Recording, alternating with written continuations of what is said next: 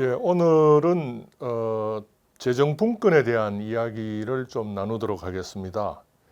지금 우리 그 지역에서는 시민단체 차원에서 시민 제보나 시민 기자단 활동을 통해서 이제 예산 감시 활동을 하고 있고, 또 대구시 차원에서 주민 참여 예산 기구를 구성 운영을 해서 주민 참여 예산을 제한하는 그런 이제 활동들을 지금 하고 있습니다.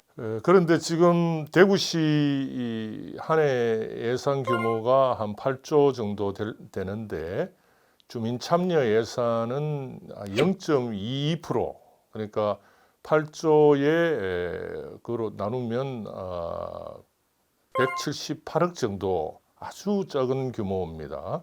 그래서 주민이 이제 예산에 참여하는 규모가 아주 미약하고, 또 예산 감시 역시도 그렇게 효율적이거나 적극적으로 이루어지지 못한 측면이 있습니다.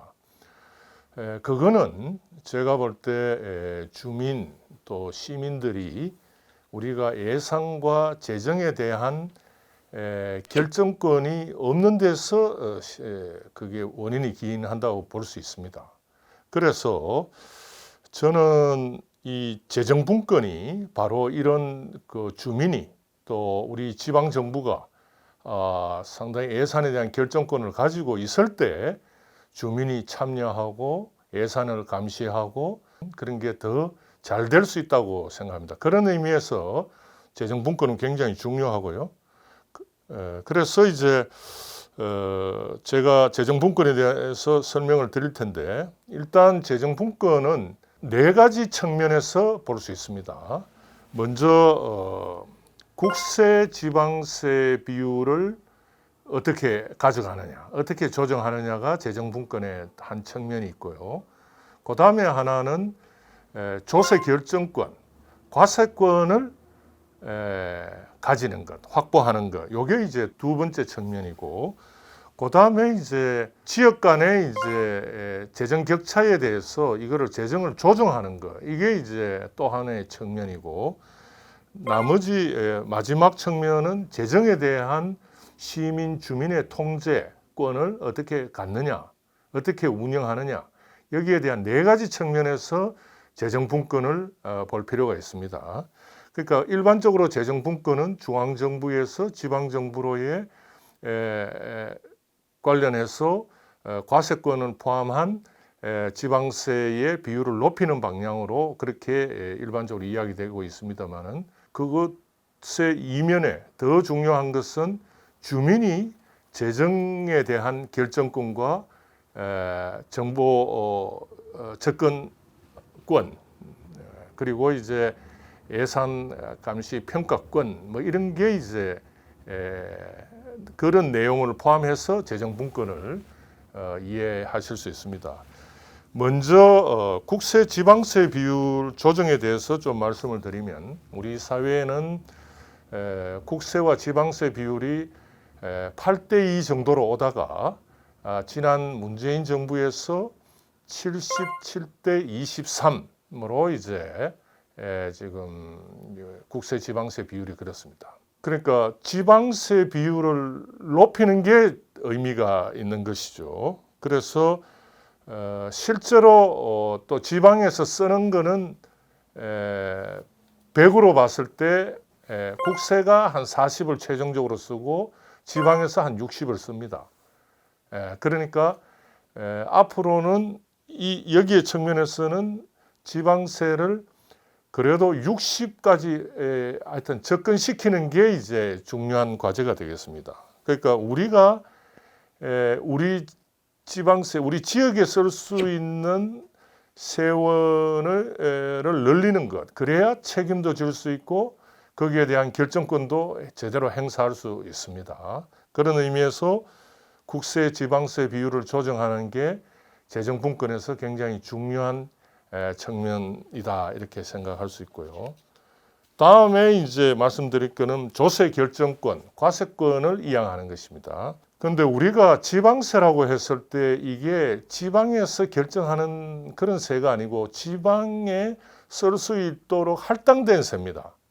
그러니까 지방세의 결정권은 우리 주민이나 지방정부가 갖고 있지 못하고 있습니다. 이게 이제 근본적인 문제인데, 그래서 이제 지방세를 신설하거나 폐지하거나 지방세율을 인상하거나 인하하거나 이거를 지방정부나 지역사회의 시민 주민들이 결정하는 것이 아니고 국회가 결정하도록 되어 있습니다. 우리가 결정을 해야 거기에 대한 책임을 질 수 있는데 중앙정부와 국회가 그걸 결정하기 때문에 근본적으로 우리 지방세도 세입에 대한 결정권은 없고 세출에 대한 결정권만 갖고 있다는 게 이제 지금 우리의 현실입니다. 그래서 핵심은 재정분권을 통해서 과세권을 확보하는 거, 이게 이제 중요한데, 이게 되려면은 이게 여러 가지 법 제도의 개선이 필요한데 그 중에서도 헌법의 개정이 필요합니다. 그래서 잘 아시다시피 조세 법률주의에 의해서 조세는 국회가 정하도록, 국회가 법률을 재개정하는 권한을 독점을 하고 있기 때문에 지방정부는 그런 권한이 없습니다. 지방의회는 그런 권한을 갖고 있지 못합니다. 또 주민들도 역시 아예 그런 접근할 수가 없습니다. 이게 이제 예산감시나 주민참여 예산이 적극적으로 활성화되지 못하는 이유일 수 있습니다. 세 번째로는 만약에 이제 재정분권을 만약 오늘 내일 당장 할 경우에 우리 한국 사회는 지역 간의 재정 격차가 굉장히 심각합니다. 서울 수도권과 비수도권 간의 이제 지역의 지역 발전 격차와 세원 격차가 심각한데 재정분권을 적용하게 되면 비수도권은 굉장히 타격을 입을 수 있고, 또 대도시와 중소도시 간에도 대도시가 만약 재정분권이 되면 대도시에 비해서 중소도시가 굉장히 타격을 입을 수 있습니다. 그래서 재정분권의 또 하나의 강조되어야 될 측면은 지역 간의 재정 조정을 하도록 하는 겁니다. 이거는 이미 선진국에서는 헌법에다가 다 규정을 하고 있고, 그런데 우리는 이 제도가 없기 때문에 재정분권을 적극적으로 도입하지 못하는 또 요인이 되고 있습니다. 그래서 지역 간의 재정 조정하는 것을 제도를 도입하는 게 지방분권의 또 다른 중요한 한 측면이고요. 이거는 이제 지역 간의 격차가 발생하는 것을 평균적인 지방정부의 재정 규모 수준에서 아주 적은 재정력이 아주 취약한 데는 그걸 취약하더라도 평균적인 것에 거의 90%를 맞춰준다거나, 그리고 아주 잘 나가는 재정 수입이 굉장한 지역도 그걸 다 자기 지역을 위해서 쓰는 것이 아니라 한 110에 맞춰서 나머지는 재정이 약한 지역에 로 이렇게 균등하게 어느 정도 균등하게 맞춰주는, 그게 이제 지역 간 재정 조정 제도입니다. 이게 이제 지방분권 중에서도 재정분권에서 앞으로 제도 도입을 위해서 강조돼야 되고, 이것도 역시 헌법 개정 사항입니다. 그 다음에 이제 오늘 어쨌든 예산 감시 또 주민 참여 예산, 이거를 실질적으로 가능하게 한 것은 과세권 확보 중에서도 주민이 예산에 대한 결정권, 재정에 대한 결정권을 가지는 건데, 그런 의미에서 재정에 대한 주민 통제, 중앙정부가 지방정부를 재정 통제하기보다는 그 지역에 사는 주민들이, 시민들이 지방정부에 대한 참여와 감시를 통해서 재정 통제하는 것이 훨씬 바람직하고 또 민주주의 원리에 맞다고 생각합니다. 그런 의미에서 재정에 관한 주민 통제는 굉장히 중요한데, 그 중에 한 두세 가지를 말씀드리면, 동읍면 자치단체 도입을 통해서 주민총회를 통해서 재정을 통제할 수 있는 그런 방법이 하나 있고요. 또 주민투표와 주민발안제가 있습니다.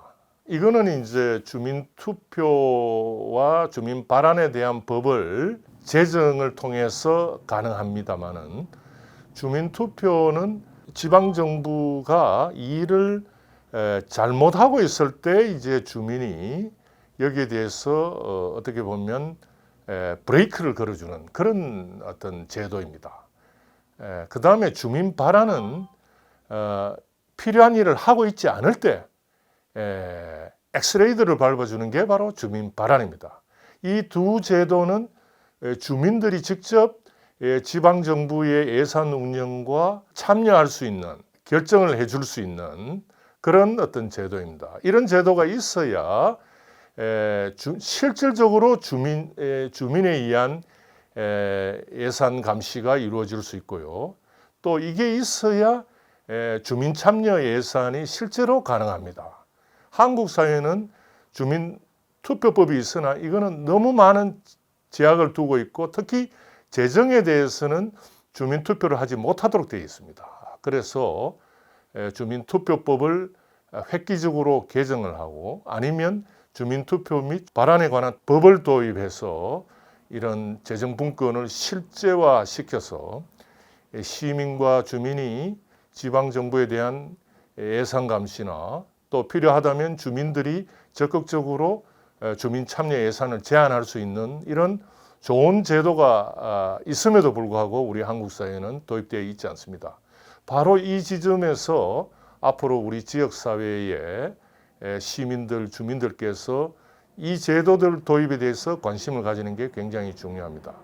그래서 재정분권은 돈을 누가 결정하느냐, 돈의 쓰임에 대한 결정뿐만 아니라 돈의 세원 과정에 대한 결정권을 지역사회와 지방정부가 가지는 것.